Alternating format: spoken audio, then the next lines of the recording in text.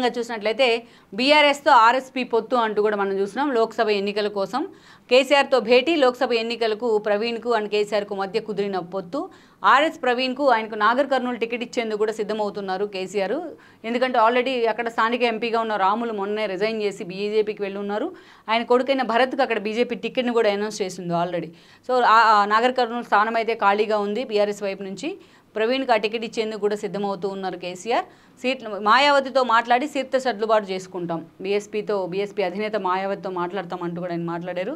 లౌకికవాదము రాజ్యాంగ రక్షణ కోసమే కలిసినామంటూ కూడా ప్రవీణ్ మాట్లాడారు. మరి ఈ లౌకికవాదం అదేవిధంగా ఇదే రాజ్యాంగ రక్షణ 3 నెలల క్రితం ఏమైంది అనేది కూడా ఆర్ఎస్ ప్రవీణ్ చెప్తే బాగుంటుంది.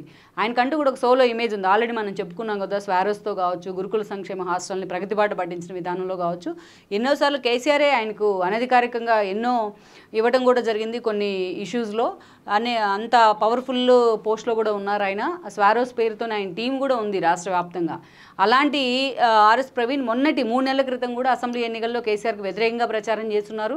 అసలు తెలంగాణ బచావో అండ్ దెన్ బీఆర్ఎస్ హటావో అనే నినాదాన్ని తీసుకున్నారు ఆయన. ఇప్పుడు మాత్రం ఈ 3 నెలల్లోనే ఏమొచ్చిందో మరి, ఈ 3 నెలల్లోనే లౌకికవాదము రాజ్యాంగ పరిరక్షణ కనిపించింది ఆర్ఎస్ ప్రవీణ్కి కూడా. అంటే ఈయన కూడా నథింగ్ బట్ పొలిటీషియన్ లాగే మాట్లాడారు అనుకోవాలి. ఈయన కూడా పూర్తి స్థాయిలో గంగ చంద్రముఖిగా మారినట్టు పొలిటికల్ టాన్ తీసుకున్నట్టే కనిపిస్తుంది ఆర్ఎస్ ప్రవీణ్ కూడా. మరి ఈయన లౌకికవాదం రాజ్యాంగ పరిరక్షణ కోసం కేసీఆర్తో కలిసి ఏం చేస్తారు లోక్సభ ఎన్నికల్లో అని చూడాలి. బట్ ఎంపీ టికెట్ ఒకటి కావాలి, ఇంకా మిగతా ఏముంటాయి వీళ్ళిద్దరిని కలిసి కీలక అంశాలు ఏం ముందు పెట్టబోతున్నారు జనం ముందు అనేది కూడా మనం చూడాల్సి ఉంది.